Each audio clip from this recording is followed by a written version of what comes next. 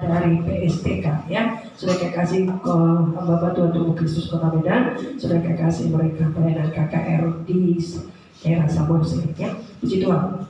Ya, puji Tuhan saudara. Firman Tuhan yang sampai bagi kita malam hari ini, bagaimana kita harusnya ya ibadah yang boleh ya saudara kasih berkenan kepada Tuhan ya, ibadah yang bisa berkenan di hadapan Tuhan. Tuhan mau sekali lagi saudara kasih ibadah itu ada miliknya Tuhan ya.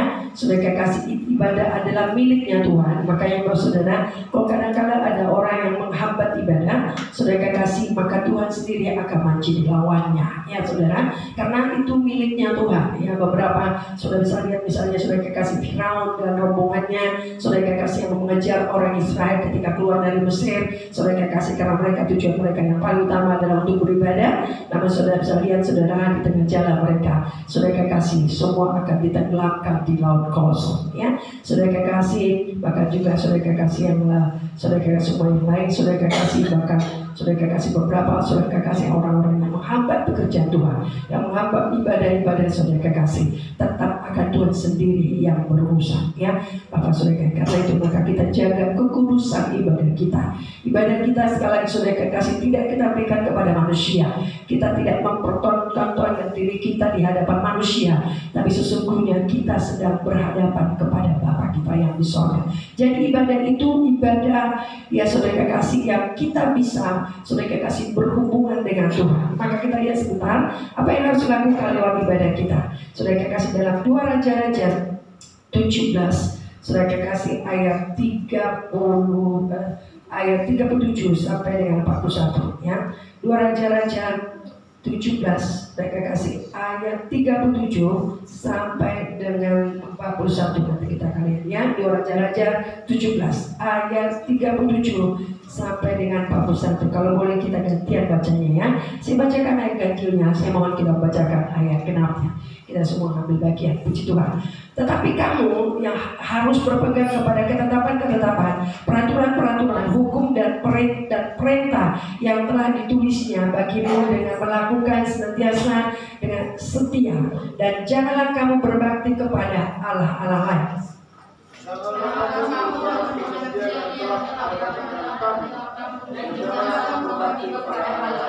Ya, melainkan kepada Tuhan Allahmu kamu harus berbakti, maka Ia akan melepaskan kamu dari tangan semua musuhmu. Tetapi mereka tidak mau mendengarkan, melainkan mereka berbuat sesuai dengan adat mereka yang dulu. Iya.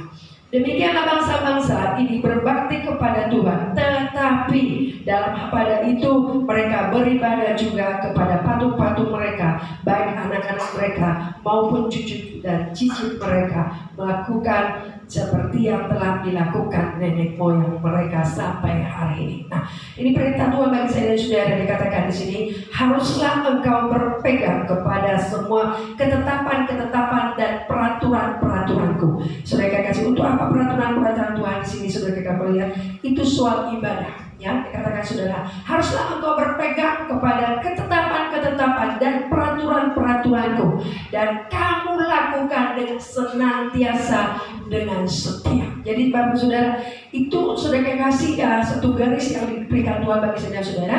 Maka sekali lagi, tujuan Tuhan untuk menyelamatkan saudara-saudara bukan hanya sekedar sebenarnya kita untuk diberkati saja, atau kita saudara kasih menikmati surga, tapi tujuan intinya kenapa kita harus masuk surga, agar kita bisa bersekutu dengan Tuhan, agar kita bisa beribadah kepada Tuhan. Jadi tujuan utama yang paling penting, saudara kakak saya dan saudara diselamatkan Tuhan, diberkati Tuhan, ditolong Tuhan, agar kita bisa beribadah kepada Tuhan. Maka Tuhan berkata di sini, kata jangan kamu dikatakan, saudara benar kamu berpegang kepada semua ketetapan-ketetapan dan peraturan-peraturan, dan senantiasa dikatakan saudara kekasihnya untuk melakukannya dengan setia, dan jangan beribadah kepada Allah-Allah yang lain. Tuhan gak mau saudara kekasih kita menduakan Tuhan dalam hidup kita. Karena firman Tuhan berkata saudara kekasih bahwa Tuhan saudara kekasih ya memanggil saya dan saudara untuk beribadah, dan kemudian Tuhan tidak mau saudara kekasih kalau kita beribadah kepada yang lain, karena Tuhan itu Allah yang cemburuan. 2 kali disebut di sini saudara kekasih kasih di ayat 38 juga dikatakan jangan kamu berbakti kepada Allah lain. Saya baca sebentar ayat 37-nya dan 38. Kemarin saya ulang ya, saudara kasih dikatakan sini. Tetapi kamu harus berpegang kepada ketetapan, peraturan-peraturan, hukum dan perintah yang telah ditulisnya bagimu dengan melakukan senantiasa dengan setia, dan janganlah kamu berbakti kepada Allah lain. Jadi saudara kekasih, Tuhan gak mau kalau saya dan saudara menduakan Dia. Saudara kekasih, Tuhan gak mau. Mungkin kita gak lagi kok menyembah berhala, gak lagi ya, secara fisiknya kita percaya dukung, gak lagi, udah jauh kita dari situ. Atau kita tidak lagi ikut dalam ada istiadat kegelapan. Tapi saya katakan sudah Allah lain itu banyak ya. Saudara kekasih, keinginan kita secara yang lain, keinginan daging kita, ya saudara kekasih, kemauan kita, saudara kekasih, itu semua juga Allah lain. Pokoknya yang kita menganggap ya yang lebih utama keinginan kita yang lain daripada Tuhan, itu namanya sudah saudara kekasih menduakan Tuhan dalam hidup kita. Maka dikatakan yang 38 lagi kembali, janganlah kamu melupakan perjanjian yang telah kuadakan dengan kamu, dan janganlah kamu berbakti kepada Allah lain. Di ayat 37 dikatakan janganlah kamu berbakti kepada Allah lain. Diulang lagi di ayat 38 dikatakan janganlah kamu berbakti kepada Allah lain ya. Dikatakan jadi ikatan kita kepada Tuhan adalah ikatan ibadah. Ya, apa yang membuat saya sudah bisa saudara kasih menyatu dengan Tuhan adalah ibadah kita, persekutuan kita dengan Tuhan. Dan lewat itulah kita, saudara kasih, kita bisa ditebus. Maka firman Tuhan berkata, Dia dijadikan kita menjadi serupa dengan gambaran anaknya. Dan Tuhan berikan kepada saya rohnya. Untuk apa? Tujuannya agar kita bisa bersekutu dengan Tuhan. Karena saya dan saudara ada ciptaan yang lebih utama dibanding dengan semua ciptaan yang lain. Kita ciptaan yang mulia di mata Tuhan. Saudara kasih, unik dia dibentuk oleh Tuhan, saudara. Saudara kasih, karena itu maka dikatakan saya saudara kasih dicemurui Tuhan. Kalau saya dan saudara kasih membuat yang lain lebih penting dari Tuhan, lebih utama dari Tuhan, tidak mau. Maka dikatakan ingat, janganlah kamu lupa dikatakan akan perjanjian yang kuadakan kepadamu. Apakah perjanjian kita dengan Tuhan? Itu soal ibadah. Saudara kasih, perjanjian yang lain banyak saja, tapi perjanjian paling utama di antara kita dengan Tuhan, kita diikat oleh janji dengan Tuhan. Ada ikatan, saudara kasih, perjanjian ibadah kita.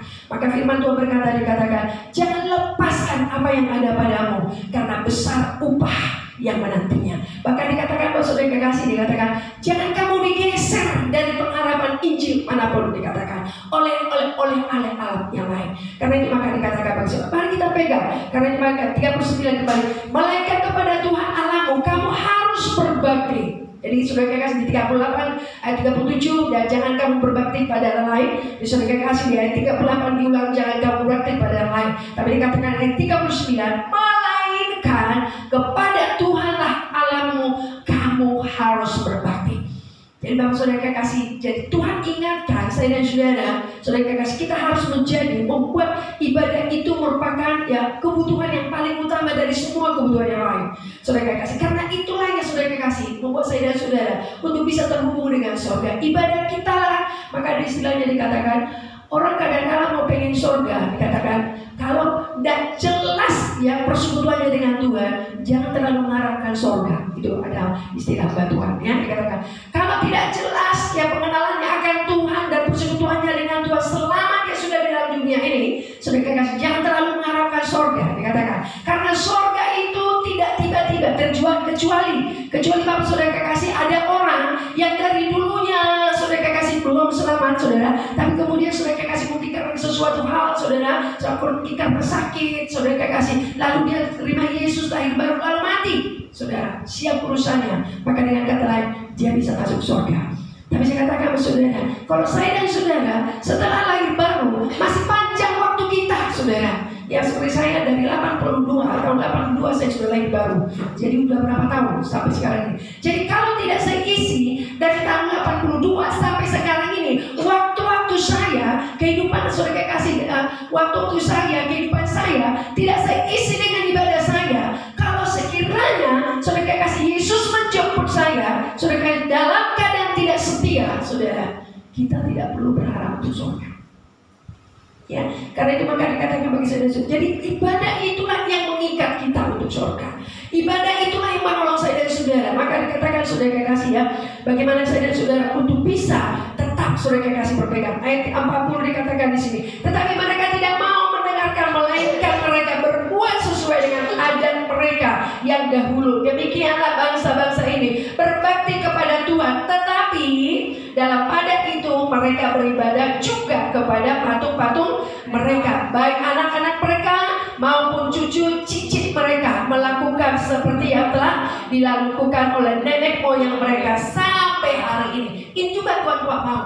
Saudara kekasih, kita ada juga orang beribadah sama Tuhan, percaya Tuhan, tapi saudara kekasih kegelapan juga, dosa-dosa juga tidak bisa. Saudara kekasihnya, maka dikatakan kalau sudah mengikut Tuhan, maka kita dengan kata lain harus potong tahu terhadap semuanya. Saudara kekasih, terhadap dosa, terhadap kegelapan, terhadap ada istiadat kegelapan, kita harus patuh. Saudara kekasih tahu atas itu, kita bebas dari situ. Saudara kekasih, karena sekali lagi, saudara kekasih, ketika kita mengadakan penyembahan berhala, saudara kekasih, kita sebenarnya menduakan Tuhan, ya. Sudah mendoakan Tuhan, karena maaf 1000 kali maafkan saya. Ada istiadat kegelapan dari orang Batak itu, saudara, itu bukan sekedar budaya, bukan. Ya, makanya Bapak Saudara, orang Kristen, orang di Tanah Batak, sebelum saudara kekasih ada Kristen datang, saudara kekasih no mention datang, saudara kekasih ke Tanah Batak, orang Batak punya agama, namanya agama apa? Agama si Pebelebeku atau Permali. Maka mereka, sudah perhatikan saudara kekasih, mereka menyembah bulan jadi Nabulo, bahkan juga Mangala bulan, Mangala sore, 3 juga, saudara. Dan saudara kekasih, acara ibadah mereka, saudara perhatikan orang Batak saudara, harus kalau ada acara, harus ada hula-hula, harus ada tongan-tongan tubuh, harus ada boru. Itu tidak bisa lengkap acara dia adakan kalau sebelum ada lengkap itu. Dan harus ada apa saudara? Harus ada ulos, harus ada jambar, harus ada apa saudara? Saudara kekasih, pispir monitoni. Itu ketiga-tiganya. Saudara kekasih, itu tidak bisa dilepaskan saudara. Karena maka dengan kata lain, ada istiadat kegelapan orang Batak itu bukan sekedar budaya. Walaupun untuk menservisnya sekarang ini, maka dia anggap itu budaya belakangan ini. Tapi sesungguhnya di dalamnya tersirat penyembahan kepada bulan Janda-bulan. Saudara kekasih, bulan Janda-bulan adalah saudara kekasih sebagai Tuhan mereka, saudara. Maka saudara perhatikan, maaf 1000 kali maaf. Maka kalau ada orang Batak belum saudara kasih lepas dari ada kegelapan, acara gereja cukup hanya 1 jam 2 jam. Sesudah itu saudara kasih, mereka tidak akan sah dan diakui dalam masyarakat orang Batak sebelum diberkati. Dalam pemberkatan ada istilah kakak tidak diakui. Kalau sekiranya mati dia, tidak bisa diadati. Atau saudara kasih, kalau saudara kasih menikah dia dan saudara tidak ada istiadat kegelapan, anaknya tidak bisa diadati, tidak bisa sebelum dia diadati. Maka kadang-kala saudara perhatikan saudara kadang-kala ada sebelum diadati anaknya, malah mungkin hari ini atau sekaligus saudara diberkati dulu anaknya.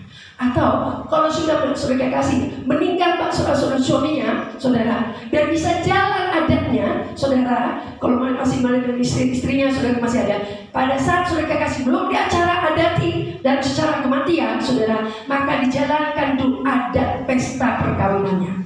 Itulah saudara lihat. Makanya penting bagi mereka ada istiadat kegelapan itu bukan sekedar budaya, bukan, ada ikatan penyembahan kepada bulan Janda-bulan. Karena itu maka dikatakan Tuhan sangat menengking itu. Dan Tuhan berkata di sini dikatakan saudara, mereka menyembah Tuhan juga, tapi mereka memegang pada adat istiadat mereka juga. Dan itu sampai kepada keturunannya, kepada anak-anaknya, kepada cucunya, kepada cicitnya.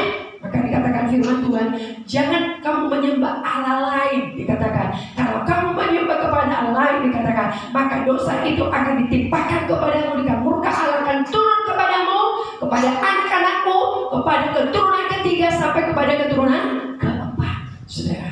Karena itu maka dikatakan bagi saudara, mari kita jaga ibadah kita dengan benar, saudara. Ibadah yang dikehendaki Tuhan. Maka dikatakan, kenapa harus kita beribadah dengan sungguh-sungguh kepada Tuhan? Sekali lagi, karena Tuhan itu Allah yang cemburuan.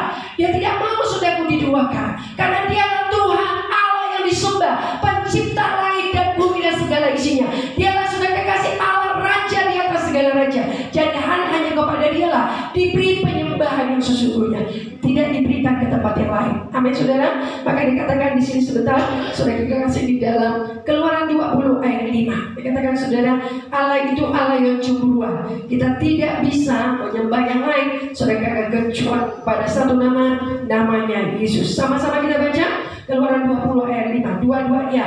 Jangan sujud menyembah kepadanya atau beribadah kepadanya, sebab aku Tuhan Allahmu adalah Allah yang cemburu, yang membalaskan kesalahan kepada bapa, kepada anak-anaknya, kepada keturunan yang ketiga dan keempat dari orang-orang yang membenci aku. Jadi sebenarnya kalau kita tidak beribadah dengan baik dengan Tuhan, tanpa kita bilang dari cara-cara hidup kita, kita sedang membenci Tuhan.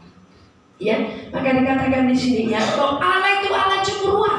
Dikatakan. Jadi kalau kita sekali lagi, saudara kasih berbagi pikiran, ya saudara kasih ya, saudara kasih mau menyembah yang lain, saudara mendahulukan yang lain daripada Tuhan, itu namanya kita membuat Tuhan cemburu atas semua kehidupan kita.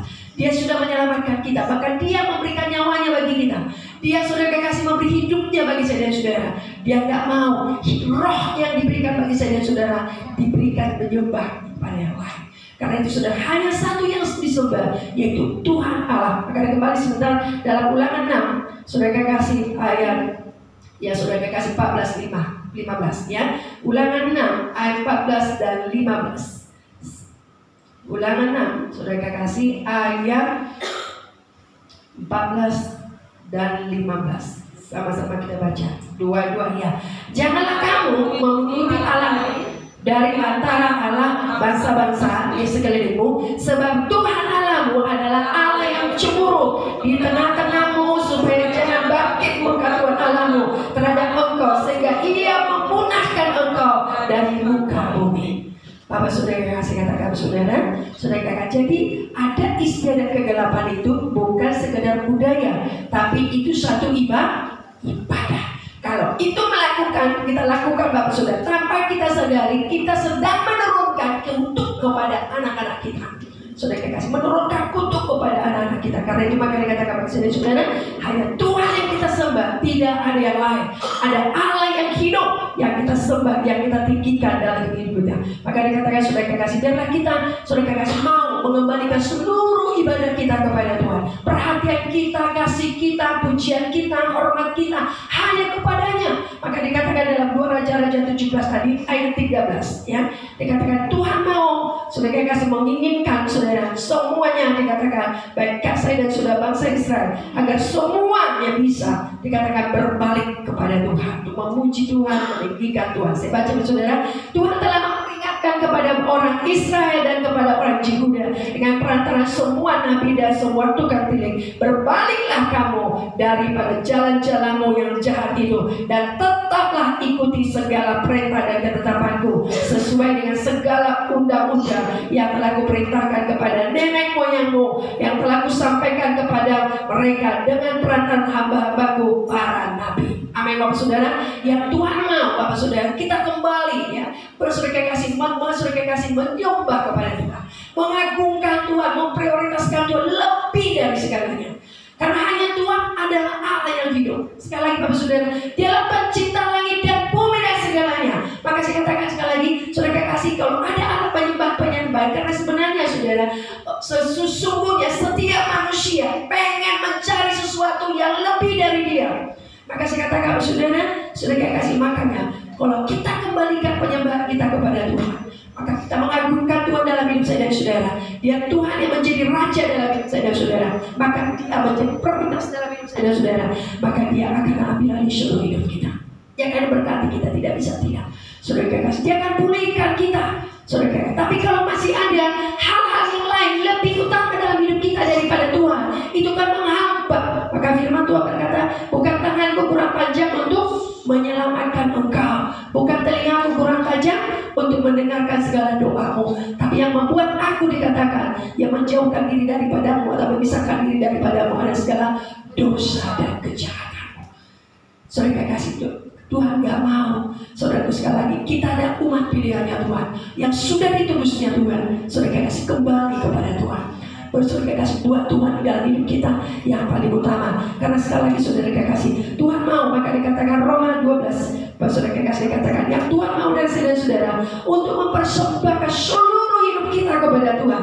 Roma 12 ayat 1 dikatakan di sini, sama kita baca dua ya. Karena itu saudara-saudara, demi kemurahan Allahku, aku menasihatkan kamu supaya kamu persembahkan tubuhmu sebagai persembahan yang hidup, yang kudus, yang berkenan kepada Allah. Itu adalah ibadahmu sejati. Amin, Bapak Saudara. Dari seluruh hidup kita, saudara kasih. Dengan kata lain, saudara, kalau kita mau cinta sama Tuhan, maka seluruh hidup kita harus dipersembahkan sebagai persembahan apa? Persembahan yang hidup. Hidup artinya saudara bersemangat dengan Tuhan. Saudara kasih ya, hormat sama Tuhan. Dikatakan persembahan yang hidup, yang kudus, yang berkenan kepada Tuhan. Itulah ibadahmu yang sejati. Jadi seluruh hidup kita, pikiran kita, hati kita, perasaan kita, kadang-kadang tubuh kita ibadah, tapi pikiran kita tadi mana-mana. Itu namanya tidak kudus. Ya, tubuh kita di sini, saudara kasih, tapi hati kita tadi masih di mana, saudara? Ya, saudara kasih, enggak, saudara. Kita harus fokus dengan Tuhan. Saudara kasih, persembahkan tubuhmu sebagai persembahan yang hidup dan kudus dan berkenan kepada. Jadi seluruh hidup kita. Jadi biasanya kalau sudah kita mampu mempersembahkan tubuh kita kepada Tuhan dengan benar, dengan hidup, dengan kudus dan berkenan kepada Tuhan, merupakan sebagai ibadah yang sejati, maka semua yang lain, waktu kita akan jaga untuk memuliakan Tuhan. Ketika saudara di luar, karena ibadah kita bukan hanya yang 2 jam ini sebenarnya. Ibadah kita, bagaimana kita di luar, bagaimana saudara ketika saudara di kerjaan, bagaimana ketika saudara di tempat yang ramai. Dan karena firman Tuhan berkata, saudara, orang pemuji penyembah Tuhan itu sebenarnya bukan sekedar nyanyian dan saudara kasih, tapi hidup yang benar-benar untuk dipersembahkan kepada Tuhan. Saudara kasih, ketika kita bekerja dengan sungguh-sungguh memuliakan Tuhan.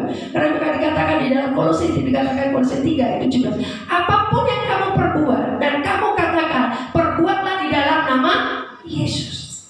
Apapun yang kita lakukan. Jadi Bapak Saudara, jangan saudara kasih kita kalau ibadah hanya difokus di ibadah di jam 2 jam ya, untuk cuma 2 jam kurang sedikit ya, saudara kasih ya. Tapi sesudah kita ibadah, lalu suka hati kita mau bikin apa, mau cakap apa, bertingkah laku apa? Tidak, saudara.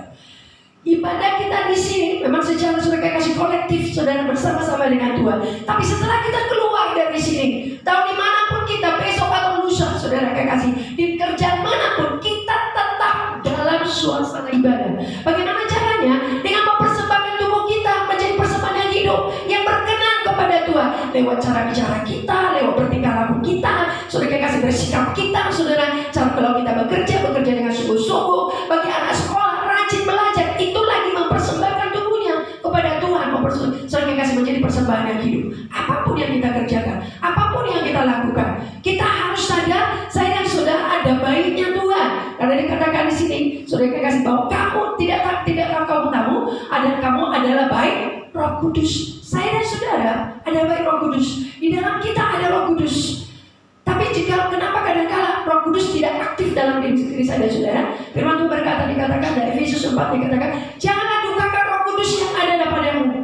Bisakah Roh Kudus berduka dalam hidup saya dan saudara? Bisa. Kalau kita jatuh dalam dosa, kalau kita tidak melakukan seperti apa maunya Tuhan, ibadah kita tidak lakukan seperti apa maunya Tuhan, sedang Roh Kudus bekerja. Maka dengan kata lain, kadang-kala anak-anak Tuhan tidak aktif rohnya, tidak on seperti orang ini, saudara kasih, nggak on dia, saudara. Saudara kasih, nggak nyatu dengan Tuhan. Kenapa? Roh Kudus dalam dia nggak aktif. Kenapa tidak aktif? Saudara kasih, karena kita tidak, saudara kasih, hidup seperti apa maunya Tuhan. Tapi maka dikatakan, persembahkan tubuhmu sebagai persembahan yang hidup, yang kudus, yang berkenan. Dikatakan, saudara kasih, karena itu adalah ibadah yang sejati. Jadi Roh Kudus ada di dalam kita, harus sadar itu. Roh Kudus ada dalam kita. Kita harus sadar kita ada baik Roh Kudus. Maka dengan kata lain Bapak Saudara, kalau ada orang-orang yang lebih sensitif, dia tidak bisa suka-suka dalam hidupnya. Tidak bisa.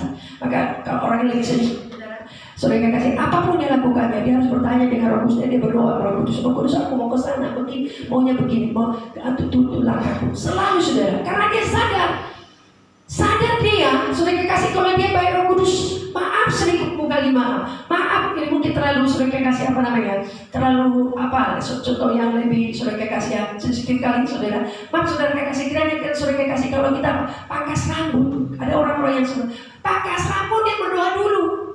Tuhan, aku mau pangkas rambut, kemana kau pimpin, bagaimana caranya? Saudara, itulah yang biasa sih, karena dia sadar, saudara, tubuhnya harus bisa memuliakan Tuhan. Dalam 2 Korintus 6 ayat, saudara kasih dikatakan di sini, tidak tahukah kamu, dikatakan bahwa tubuhmu ada baik Roh Kudus. Karena itu dikatakan, saudara, ya, muliakanlah Tuhan dengan tubuhmu, dikatakan saudara kasih ya. Ya, baik Roh, dikatakan muliakanlah Tuhan dengan tubuhmu, ya, saudara kasih ya.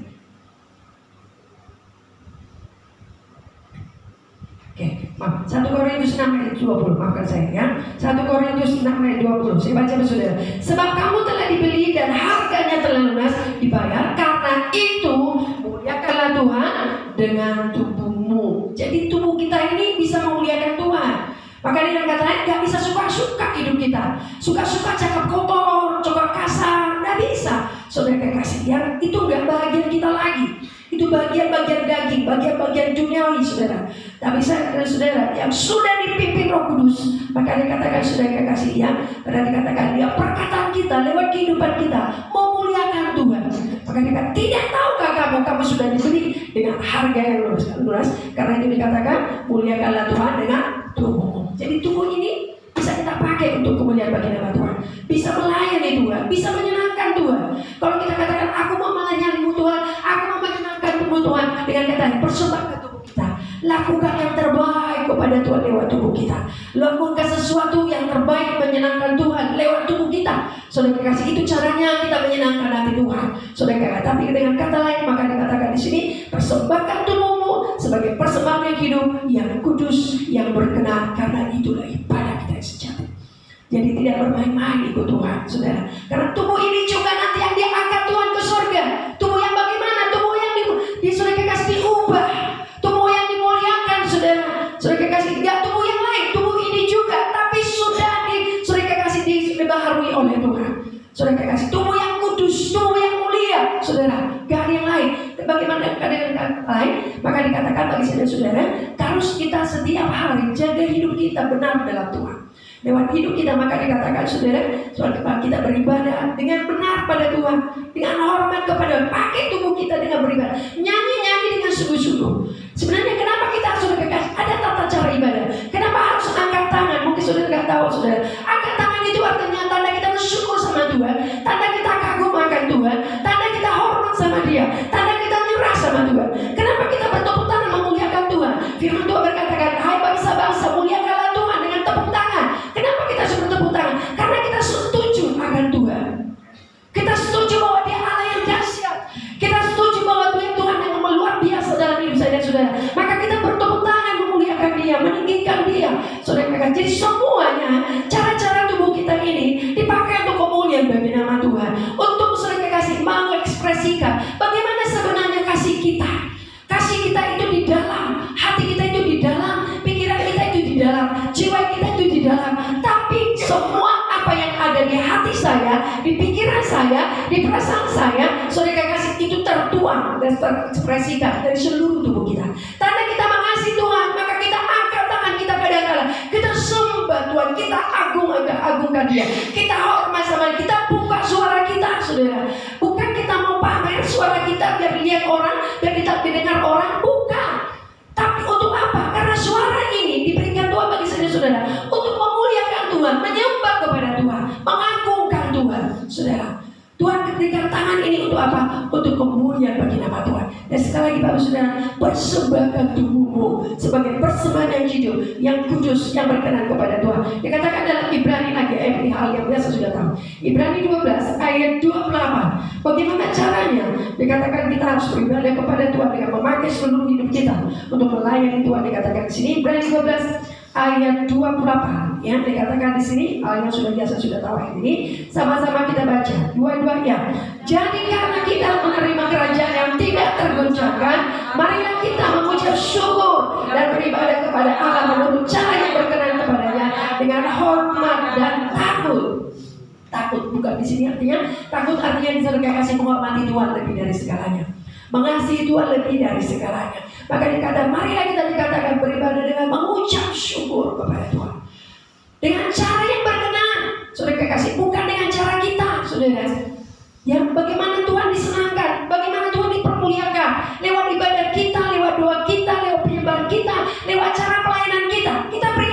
kepadanya. Saya katakan saudara, kemarin itu beberapa waktu yang lalu Jokowi datang saudara. Sebelum hari Jokowi datang, sudah sibuk di terminal ini mempersiapkan segala sesuatunya, diservis segala sesuatunya, disuruh dibuat, ditata sedemikian rupa, dibuat keamanannya, dipasang segala sesuatunya yang sebelumnya nggak ada tempat-tempat untuk mencek kesehatan, nggak ada kayak gitu saudara. Tapi sebelum Jokowi saudara datang, dipasang itu saudara. Saudara kasih segala sesuatu, bagaimana caranya untuk bisa menyambut Jokowi itu lebih baik. Bahkan saudara kasih ada militer di sekeliling ini, saudara kasih jaga. Saudara mereka berjaga. Hatiku begini, Tuhan, Jokowi aja masih datang, sudah sibuk orang ini mengurusnya. Kenapa kami kadang-kala untuk menyambut Yesus datang kedua kali kita santai aja keadaannya? Kayak nggak mau datang Tuhan Yesus itu. Kayak biasa-biasa saja, saudara. Kayak nggak ada apa-apa, nggak ada persiapan. Ibadahnya suka hati mau bikin apa, caranya ibadah suka hati mau bikin apa, saudara. Anjay, saudara. Kita harus song Yesus itu dengan penuh kemuliaan. Maka firman Tuhan dikatakan, saudara kasih ya, dari sejak Yohanes Pembaptis sampai sekarang dikatakan, kerajaan Allah itu harus dapat diserong. Artinya diserong, disungguh-sungguhin, saudara. Saudara kasih ya, tidak disuruh kasih ya. Kalau aku suka aku datang, kalau aku gak suka aku datang. Udah, saudara. Ya, suka atau tidak suka, firman Tuhan berkata baik atau tidak baik, waktunya beritakan Injil, beribadah kepada Tuhan. Karena saudara, yang kita layani ada Raja di atas segala raja. Beri penghormatan yang sesungguhnya kepada Tuhan. Saudara kasih, maka saya katakan sama anak, siapkan diri. Kalau ada hari Selasa, saudara kasih ada urusan-urusan lain, stop dulu. Ya, kata kembali pada anak-anak dikatakan, kalau ada urusan kita kalau ada urusan kita yang lain, tunda dulu, semua harus siapkan diri untuk ibadah. Tunda dulu, dikatakan saudara. Nah, saudara kasih kenapa? Karena yang kita layani Tuhan di atas Tuhan. Walau mungkin kita gak lihat dengan mata badan ini, saudara. Jokowi memang saudara kasih kita lihat dia sosok tubuhnya kita lihat, saudara. Saudara kasih, tapi Tuhan, walau kita tidak lihat dengan mata badan ini, dia benar-benar ada. Karena firman Tuhan berkata, di mana 2 atau 3 orang yang berkumpul dalam namaku, dikatakan aku ada di tengah-tengah mereka. Kehadiran Tuhan, penghormatan kita kepada Tuhan akan menyatakan kehadirannya dalam hidup saya dan saudara. Saya ulang sekali lagi, seberapa penghormatan kita kepada Tuhan, penyambutan kita kepada Tuhan, sebegitulah kehadirannya dinyatakan dalam hidup saya dan saudara. Maka firman Tuhan berkata, dikatakan serigala punya, dikatakan sarang, dikatakan saudara, burung punya sarang, serigala punya lubang, tetapi anak manusia tidak punya tempat. Aslinya tidak punya tempat karena gak ada kesiapan menyambut kedatangannya. Gak ada kesiapan. Karena itu Bapak Saudara kasih, mari kita sebagai anak-anak Tuhan, sebagai gerejanya Tuhan, sekali lagi saudara, yang mempercepat kedatangan Tuhan yang kedua kali adalah saya dan saudara. Semakin cepat kita kuduskan hidup kita, semakin cepat kita kerjakan maksudnya Tuhan, berita Injil saudara kasih, Tuhan akan segera datang. Tapi kalau kita berlambat, saudara kasih, maka dikatakan sebelum segala sesuatu dipulihkan, Tuhan akan tetap di sorga. Karena itu mari kita pulihkan kehidupan kita, pulihkan ibadah kita, pulihkan. Karena itu sekali lagi saudara, ibadah kita lah yang membuat kita bisa sampai kepada kehendaknya Bapa. Ibadah kita lah, ibadah yang kapan? Maka saudara lihat contohnya. Kenapa Nuh? Perhatikan sebentar. Dikatakan di sini, saudara kasih dalam Kejadian 7 ayat 23. Ya. Kenapa Nuh? Hanya Nuh dan keluarganya diselamatkan. Apa saudara kasih? Mari kita lihat. Sebenarnya mungkin ayat terakhirnya saudara kasih atau masih contoh, tapi kita lihat ya. Saudara kasih Kejadian 7 ayat 23. Sama-sama kita baca dua-duanya. Demikianlah dihapuskan Allah segala yang ada, segala yang di muka bumi, baik manusia maupun hewan, dan binatang melata dan burung-burung di udara, sehingga semuanya itu dihapuskan dari atas bumi. Hanya Nuh dan tinggal hidup, dan semua yang bersama-sama dengan dia dalam arca itu. Kenapa hanya Nuh? Seberapa begitu banyak orang yang ada pada zaman itu? Kenapa hanya Nuh, saudara? Hanya Nuh yang dikatakan tinggal hidup dan seorang bersama-sama dengan dia. Semua dikatakan saudara kasih makhluk hidup, saudara, semua dikatakan burung-burung dan binatang-binatang, semua dihapuskan. Tapi Nuh dan seisi keluarganya dan termasuk binatang-binatangnya dimasukkan Nuh juga dalam batra itu. Itu aja yang sama. Kenapa? Seperti itulah nanti Bapak Saudara. Apakah semua nanti manusia ini ke surga? Sebenarnya untuk itu sebenarnya Tuhan mau semua manusia ciptaannya Tuhan ini, saudara, maunya Tuhan semua ke surga. Tapi saya katakan apakah semua nanti ke surga? Enggak, saudara. sini. Kejadian saudara kasih 6 ayat 9. Kejadian 6 ayat 9 dikatakan di sini, saudara kasih ayat 6 dan Kejadian 6 ayat 9. Ya, Kejadian 6 ayat 9, dua-dua ya. Inilah riwayat Nuh. Nuh adalah seorang yang benar dan tidak bercela di antara orang-orang sejenaknya, dan Nuh itu hidup bergaul. Ini dia. Jadi selama dia hidup di dunia, dia bergaul dengan Tuhan. Selama dia hidup di dunia, berlaku benar dalam Tuhan. Walau sejamannya, zaman Nuh ada hidup kawin mengawinkan, makan dan minum, artinya semaunya, saudara. Itu hidup, kata firman Tuhan di situ dikatakan, saudara, pada kecenderungan hati manusia dikatakan selalu membuahkan segala kejahatan. Itulah manusia pada zaman Nuh. Tapi kenapa bisa Nuh hidup benar, hidup tidak bercela? Kenapa? Karena bergaul dengan Tuhan. Saya dan saudara, zaman sekarang ini zaman yang rusak. Suka hati mau bikin apa, saudara? Saudara kasih ya, saudara kasih orang-orang jahat sekarang ini muncul di mana, begal-begal pembunuhan. Saudara kasih ya, saudara kasih berbuat kekerasan, membunuh orang udah lumrah sekarang ini. Saudara kasih pembunuhan di mana-mana, saudara kasih sudah lumrah, kenajisan di mana-mana lumrah. Saudara kasih biasa sekarang ini, gak terlalu diherankan lagi. Saudara kasih berbuat kenajisan biasa sekarang ini. Saudara kasih kumpul-kumpul biasa sekarang ini. Tapi saya katakan saudara, saya dan saudara tidak ada di situ. Kita tidak ada di situ. Anak-anak kita doakan, gak ada di situ. Gak ada anak-anak kita cemar. Kenapa? Bergaul dengan Tuhan. Bergaul dengan Tuhan. Bergaul dengan Tuhan. Pergaulan kita akan dengan Tuhan akan mengubah hidup kita. Maka firman Tuhan berkata, pergaulan yang buruk akan merusak segala yang baik. Kalau kita bergaul dengan Allah yang kudus, maka hidup kita akan kudus. Bergaul dengan Allah yang mulia, hidup kita akan mulia. Karena itu saudara kasih perhatikan pergaulan kita dengan Tuhan. Maka dikatakan lewat pergaulannya dengan Tuhan, maka dia berlaku tidak cemar, dan dia bisa berlaku dengan saudara kasih benar. Maka dikatakan Kejadian 6 ayat, saudara kasih ayat 22-nya, ya. Saudara kasih kenapa dia, saudara kasih bisa diselamatkan saudara di air bah itu, saudara kasih. Bahkan lewat dialah ada keturunan saya dan saudara. Karena ada generasi daripada Nuh, saudara, saya dan saudara kekasihnya. Sama-sama kembali ayat 22-nya, Kejadian 6 ayat 22. Lalu Nuh melakukan semuanya itu tepat seperti yang diperintahkan Allah kepadanya. Demikianlah dia. Jadi nggak heran Bapak Saudara, kenapa dia diselamatkan?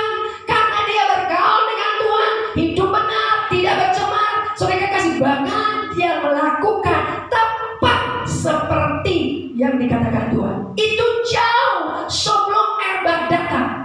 Jadi jangan dikatakan aku nanti aja bertobat, nanti aja sungguh-sungguh. Enggak, dari sekarang. Saudara, perhatikan ibadah kita, perhatikan persekutuan kita, perhatikan perbuatan-perbuatan kita. Karena firman Tuhan berkata, katakan saudara, kalau kita dipanggil Tuhan, yang paling Tuhan perhatikan adalah perbuatan-perbuatan kehidupan kita. Perbuatan-perbuatan apa? Perbuatan-perbuatan kebenaran. Gak ada perbuatan yang lain, saudara. Tuhan gak mau saudara kasihnya. Jadi perhatikan saudara, taburan-taburan kita, apa yang kita tabur. Waktu kita waktu yang baik, lakukan yang baik. Taburan air mata kita, taburan tenaga kita untuk melakukan apa yang terbaik. Tabur saudara, hal-hal yang positif tabur. Saudara kasih hal-hal yang saudara kasih kepedulian, tabur saudara. Apa yang bisa kita lakukan? Karena itu maka dikatakan bagi saudara kasih jadi ibadah kita. Maka dikatakan ayat terakhir mungkin yang Maliaki saudara kasih 3 ayat 18 ya, ayat terakhir. Saudara kasih Maliaki 3 ayat 18 dikatakan di sini, Tuhan akan mengadakan perbedaan antara orang yang beribadah kepada Tuhan dengan orang yang tidak beribadah kepada Tuhan. Sama-sama kembali kita baca dua-dua. Ya, maka kamu akan melihat kembali perbedaan antara orang benar dan orang fasik, antara orang yang beribadah kepada Allah dan orang yang tidak beribadah kepada. Jadi sekali lagi Bapak kembali berkata dikatakan perbedaan kita dengan orang lain bukan soal kaya pintarnya. Perbedaan kita dengan orang lain bukan berapa banyak kekayaan kita, bukan. Tapi perbedaan kita dengan orang lain soal ibadah kita. Ya.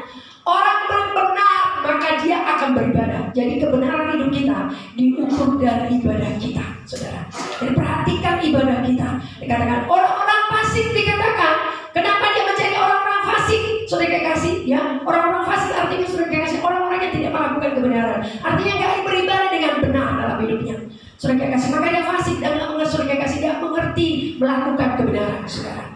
Karena itu maka dikatakan bagi saudara, bayar ibadah kita dengan baik. Karena itulah yang menyelamatkan kita nanti. Kapan Yesus datang kedua kali? Kapan